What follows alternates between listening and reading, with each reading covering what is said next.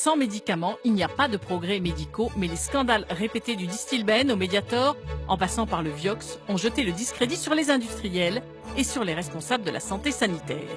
Alors, comment ces médicaments arrivent-ils dans nos pharmacies? Les chercheurs tentent tout d'abord de développer la molécule soignant la maladie ou réduisant ses symptômes.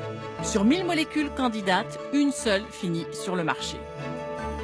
Les essais précliniques sont menés sur l'animal, les rongeurs, mais aussi le poisson, le lapin et les oiseaux.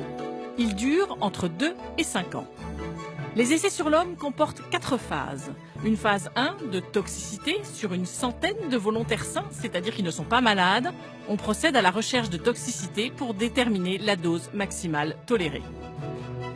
La phase 2, efficacité et tolérance. Sur des centaines de volontaires malades, on compare plusieurs doses pour déterminer la plus efficace sans effet indésirable majeur. La phase 3, les essais comparatifs. Plusieurs milliers de patients sont exposés à ce médicament en comparaison à un placebo ou au médicament de référence reconnu comme le traitement incontournable. Il permet d'estimer le rapport bénéfice-risque.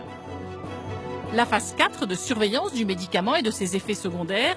Il s'agit d'évaluer les effets indésirables, attendus ou encore inconnus du médicament sur la population traitée.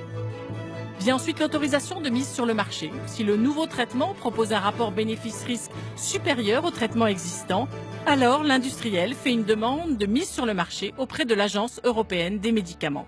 La décision est prise par les 28 membres à majorité simple. Le labo présente ensuite une demande d'accès au remboursement à la Commission de la transparence qui décide suivant le service médical rendu. Vient ensuite la fixation du prix. Le comité économique des produits de santé fixe les prix en fonction de l'amélioration du service médical rendu, du nombre de patients concernés et de la complexité de fabrication. Le médicament est alors en vente en pharmacie.